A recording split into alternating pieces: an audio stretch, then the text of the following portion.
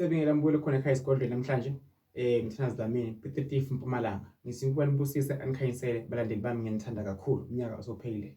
Ngibe ngikhona lapha eDebseni Village Soweto, ngibe kuyisonto ekseni mbuyelo khona ekhaya. Ngihleka eside noshinga ngihambe mbuyelo khona ekhaya. Ufuna amanzi, ufuna iwasho, ufuna imbiza, ufuna intambo, ufuna amakhandlela, locksmith, follow me wemali, magic oil, ikhona mbuyelo khona ekhaya.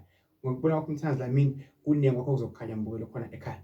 Ngisephethifu ngihlala eMpumalanga. Ngifuna ngibona mbuyelo khona ekhaya ngidinga ngithi uMani Busise akubambe ngomkhulu komncane.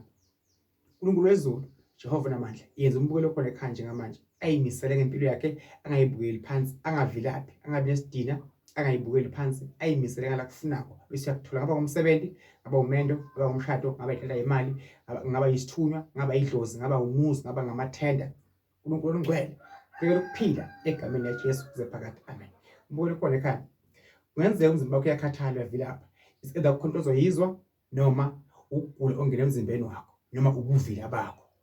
Kungenzeka relationship yakho nje kubhidlika so nguwa awuyiphathi kahle noma abathathi bakugaka noma idlozi liyakumoshela. Emsebenzini nje abafuni kunikeza imali noma promotion. Either uyathatha umsebenzini noma nguwa awuyiphathi kahle noma ngabantu abakuthakathayo. Ngithi kuwe mbuyelo khona ekhaya ngamagama. Funa ukuthi kusala kuphi empilweni yakho. Yini ukuthi impilo yakho ingaphumeleli? Kumosheka kuphi? Sala idlozi elifuni, idlozi alilungiswanga noma abathakathi noma nguwe awuyiphethe kahle, awenzi kahle ngendlela efanele. La khambule khona ekhaya siphethe iwasho zikaMthandazi Dlamini.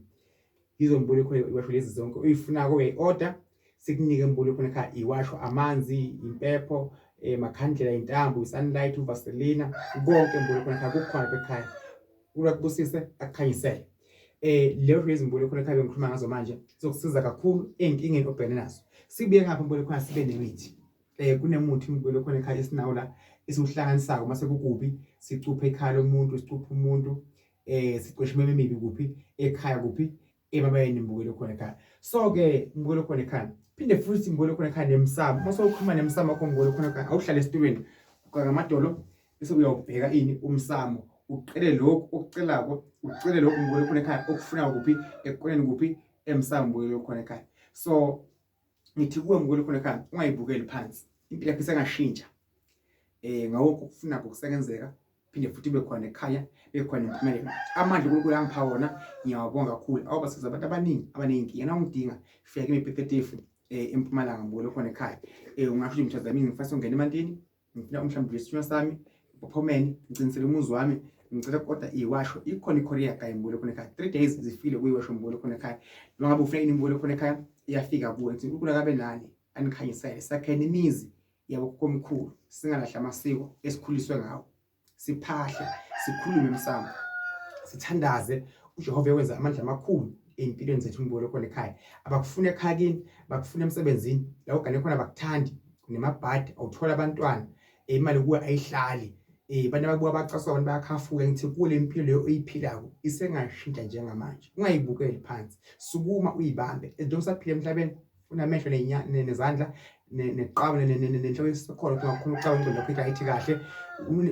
Konke nje mbuyelo khona ekhaya. Njengoba usakhona ukuhamba usaphila phansi kwemithunzi yelanga kunengi usakwenza usangayishintsha impilo yakho. Ukula kubusise ngithanda kakhulu. Usenivile eSoweto ngibe ngikhona ngibe kuyisonto ngiphethe iwasho namanzi, amakhandlela, impepho, intambo, imbiza, locksmith, blue key, uvula indlela ongakuqabanga nje mbuyelo khona ekhaya. Kahle kusize impilo yakho. I love you. God bless you. Mfana ngisashabangu, konke.